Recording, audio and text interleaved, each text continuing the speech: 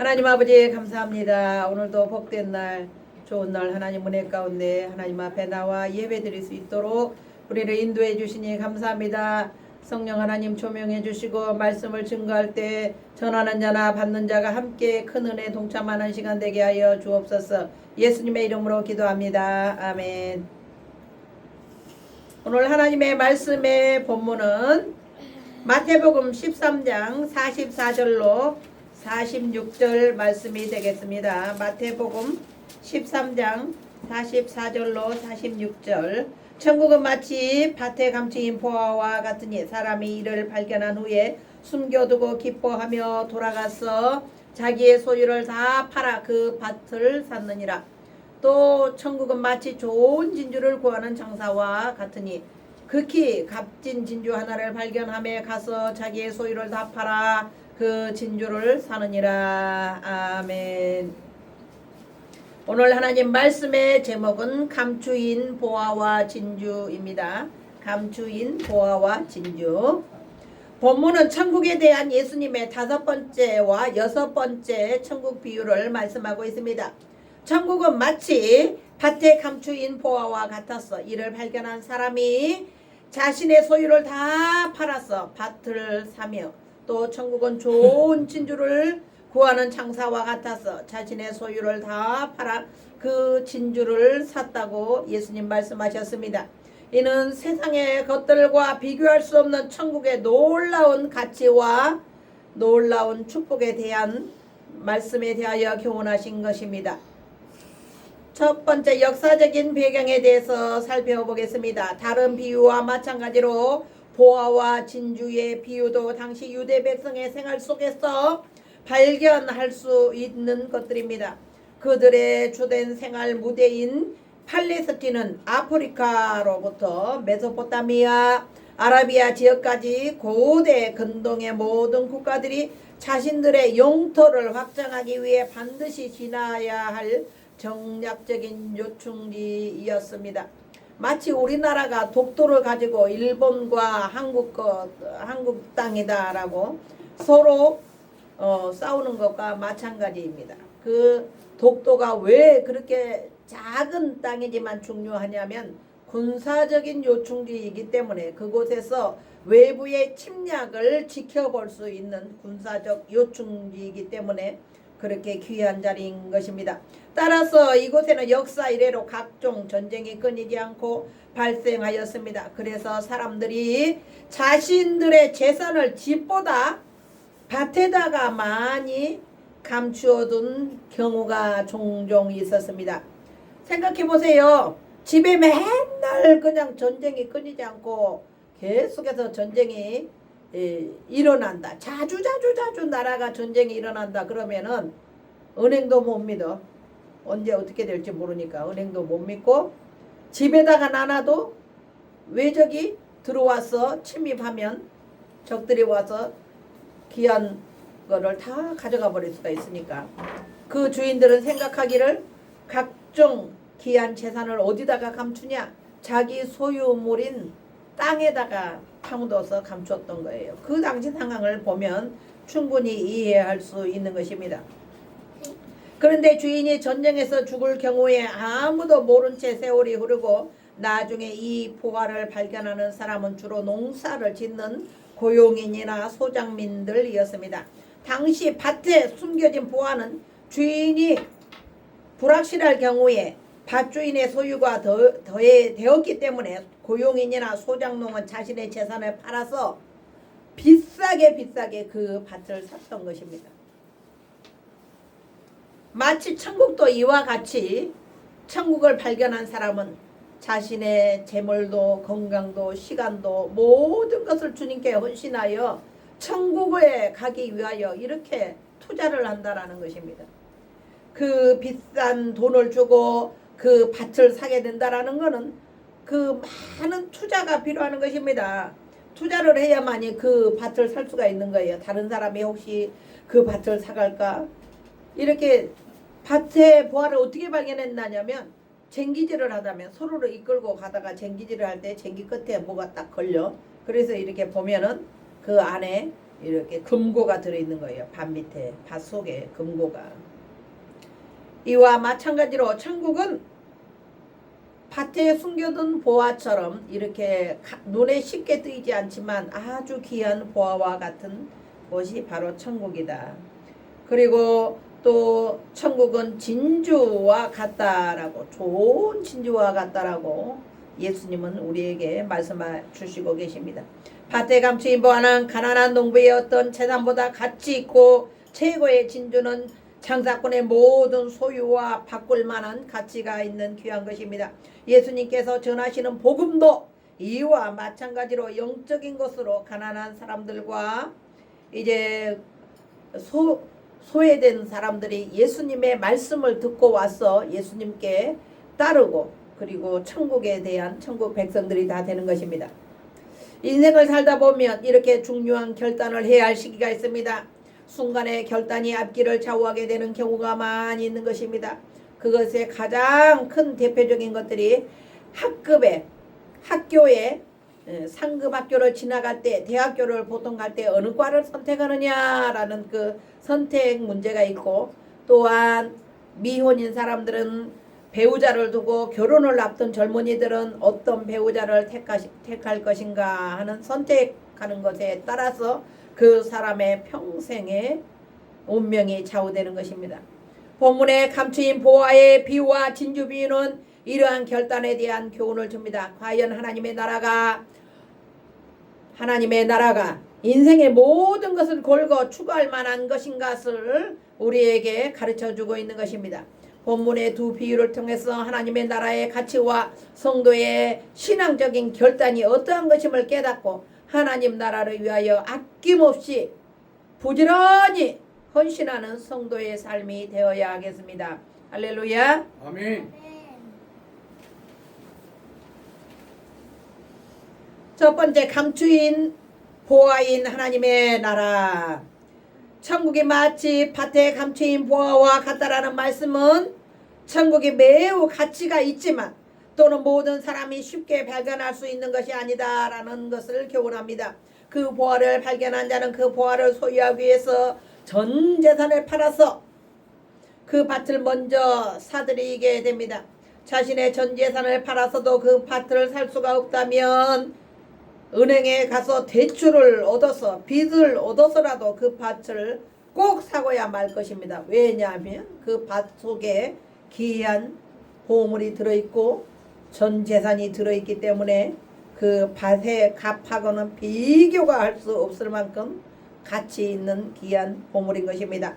밭을 사기 위하여 전 재산을 판다라는 것은 상식에 맞지 않기 때문입니다. 그러나 그 사람은 그 밭 속에 감추어진 보화를 알기 때문에 어떠한 비웃음과 조롱도 아랑곳하지 않고 반드시 그 밭을 사들일 것입니다. 결국엔 그 사람은 밭을 소유하게 되고 그 밭에 감추인 보화를 캐내어서 큰 부자가 되는 것입니다. 그 전에 팔았던 그 집보다는 훨씬 크고 훨씬 세련되고 훨씬 현대적으로 지은 좋은 집을 살 수가 있는 것입니다. 그는 그 보화의 엄청난 가치를 알기 때문에 모든 것을 투자하여 보화를 자신의 소유로 만드는 것입니다. 천국도 이와 같이 하나님의 나라는 한번 예수님을 알고 체험하고 하나님을 만난 사람은 절대로 그 신앙적인 끈을 놓거나 방황하지 않고 천국을 가기 위하여 자기의 시간을 투자하고 자기의 재물을 투자해서 헌금도 하고 자기의 모든 것을 투자해 하나님의 말씀을 듣고 하나님의 말씀을 순종하고 하나님의 뜻대로 살려고 애쓰는 것이 바로 성도의 자세요 삶인 것입니다. 우리나라에서 제일 좋은 대학이 어디예요? 보면 제일 좋은 대학이 서울대, 연세대, 고려대 뭐 이런 대학들이 있듯이 그 좋은 대학의 목표를 한 수험생은 오직 그 학교를 가기 위하여 잠도 안 자고 잠도 하루에 2시간 3시간 자고 애쓰고 노는데 다른 친구들은 놀고 친구들하고 만나서 커피도 마시고 교제도 하고 하지만은 그 모든 것들을 다 포기하고 오직 공부에 힘쓰고 전념하여 자기가 목표하는 대학에 꼭 가는 것처럼 우리도 하늘나라 백성이라면 천국에 가기 위하여 너무 많이 자는 것도 안 되고 열심히 부지런히 살아서 하나님 말씀대로 순종하여 천국에 들어가도록, 물론 우리가 수고만 하고 애쓴다고만 해서 들어가는 것은 아니지만 믿음을 가지고 하나님의 말씀에 초점을 맞추어서 하나님의 뜻을 따라 순종하며 살아가며 기어이 우리가 천국을 들어가도록 애쓰고 헌신하고 하나님의 말씀대로 기억하며 살아야 합니다. 할렐루야. 복음의 효력 이사야 32장 3절로 5절. 보는 자의 눈이 감기지 아니할 것이요 듣는 자의 귀가 기울어질 것이며 조급한 자의 마음이 지식을 깨닫고 온유한 자의 혀가 민첩하여 말을 분명히 할 것이라. 어리석은 자를 다시 존귀하다 칭하지 아니하겠고 게으르한 자를 다시 정대하다 말하지 아니하리니 라는 말씀이 있어요. 세상 사람들이 하나님의 나라의 가치를 알지 못하면 당연한 일입니다. 그러나 안타까운 것은 복음을 믿고 하나님 나라의 백성이라고 자처하는 사람들 중에도 하나님 나라의 가치를 바로 깨닫지 못하고 방황하고 있는 이들이 있다라는 사실입니다. 우리는 한편으로는 하나님 나라를 추구하면서도 또 다른 한편으로는 세상 것을 추구하는 이중생활을 하고 있는 사람들이 많이 있습니다. 하나님의 백성이라고 하면서 세상의 명품이나 세상의 재물이나 세상의 또는 가치를 추구하며 달려간다면 이는 어리석은 사람인 것입니다. 이는 진정으로 복음과 하나님의 나라의 가치를 알지 못하기 때문입니다. 예수님께서는 제자들에게 천국 백성으로서의 제자의 삶을 사는 것이 어떠한 결단을 요구하는 것인 것을 교훈하셨습니다. 예수님의 이름을 위하여 집이나 형제나 자매나 부모나 자식이나 전토를 벌인 자마다 여러 배를 받고 또 영생을 상속하리다 라는 그런 말씀이 있습니다. 마태복음 19장 29절에 말씀이 있습니다. 즉 복음을 위하여 자신의 모든 것을 버리고 포기하는 헌신이 없이는 하나님의 나라를 소유하지 못한다라는 것입니다. 그러나 오늘날 많은 교인들이 예수님과 복음을 위하여 자신을 헌신하고 포기하기보다는 예수님으로 인하여 자신의 욕심을 채우려는 잘못된 자세를 지니고 있음을 종종 볼 수가 있습니다. 이러한 자세는 복음에 합당하지 못한 자세요, 하나님의 나라를 소유할 수 없는 불신앙적인 자세인 것입니다. 그러므로 우리는 성도가 밭에 감추인 보화를 발견하여 모든 소유를 팔아 그 밭을 소유한 자와 같이 천국을 소유하기 위하여 애쓰고 힘쓰고 헌신하고 수고하고 헌신할 각오를 가지고 자기의 모든 좋은 것, 자기의 모든 기뻐하는 것을 포기하고 신앙생활에 힘써서 전념해야만 하겠습니다. 아멘. 아멘. 내가 너희 중에서 예수 그리스도와 그의 십자가에 못 박힌 건 외에 아무것도 알지 아니하기로 작정하였음이라. 이 말은 고린도전서 2장 2절의 말씀이 있습니다. 우리가 천국에 가기 위해서는 마라톤 하는 선수와 같이 몸에 있는 모든 거추장스러운 옷을 다 벗어던지고 오직 앞만 향해 달려가는 것처럼 이 땅의 모든 거추장스러운 것을 다 이제 버리고 하나님 나라에 합당한 자의 삶의 자세로 달려가는 것이 옳은 자세인 것입니다. 두 번째, 좋은 진주와 같은 하나님의 나라입니다. 천국이 마치 좋은 진주를 구하는 장사와 같다라는 말씀은 밭에 감추인 보화를 발견하여 전 재산을 팔아 그 밭을 산 것과 유사한 교훈입니다. 예수님 당시에 진주는 가장 가치 있는 보화 중에 하나로 부자의 상징이었습니다. 그래서 상인들은 보다 크고 질이 좋은 진주를 구하기 위하여 페르시아와 인도에까지 여행을 다녔습니다. 그러다가 최고의 가치 있는 진주를 발견하였을 때 그 상인은 모든 것을 팔아서 그 진주를 소유하게 되는 것입니다. 그가 그와 같이 행할 수 있었던 것은 그 진주의 가치를 알았고 그 아름다운 진주를 소유하고자 하는 열망이 있었기 때문입니다.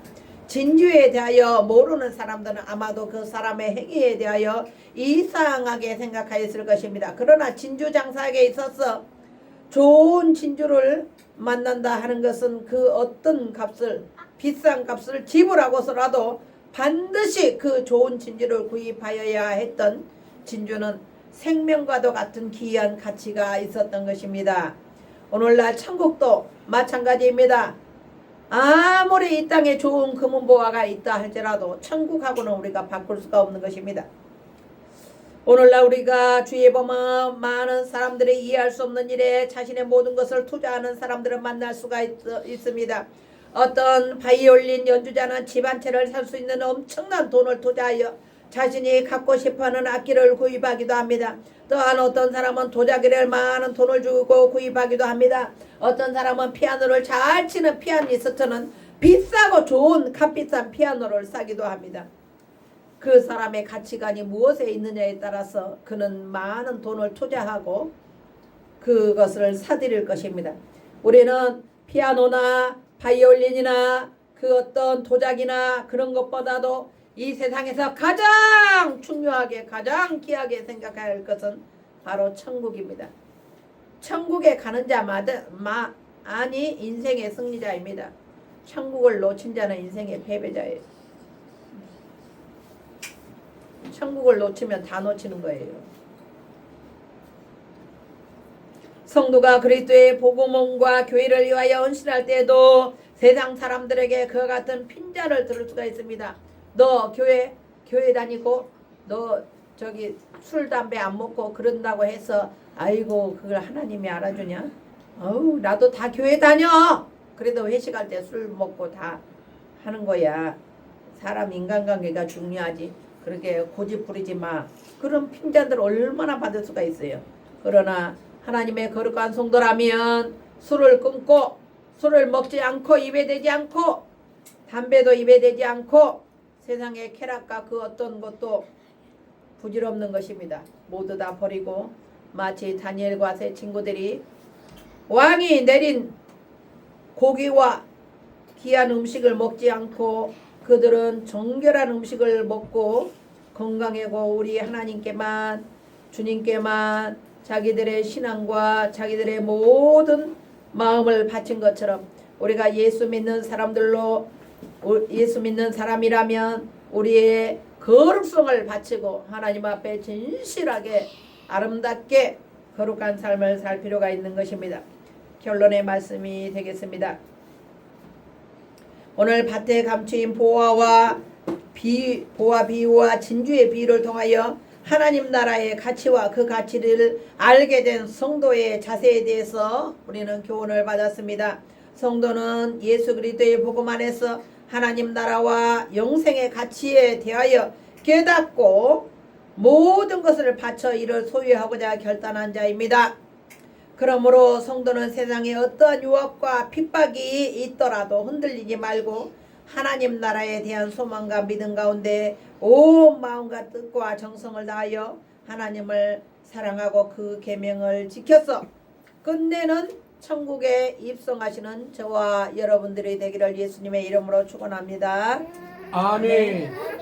하나님 감사합니다. 오늘도 우리 하나님 은혜 주셔서 천국의 아버지 하나님 주여 귀한 비유를 들어서 이제 밭에 감추인 보화와 진주에 대한 보화를 하나님 말씀을 저희들 전했습니다. 우리 하나님 아버지 귀한 말씀이 우리의 삶의 양약이 되게 하시고 보화가 되게 하여 주시어서 말씀대로 순종하여 좌로나 우로나 치우치지 않는 우리 모두가 되도록 축복하여 주시옵소서. 예수님의 이름으로 기도하옵나이다. 아멘. 이제는 우리 주 예수 그리스도의 은혜와 하나님 아버지의 극진하신 사랑하심과 성도의 성령님의 감화감동 교통하심이 이곳에 모인 사랑하는 성도들과 또한 이 나라 민족의 또한 유튜브를 시청하는 시청자들을 위해 이제로부터 영원토록 함께 계실지어다. 아멘. 아멘.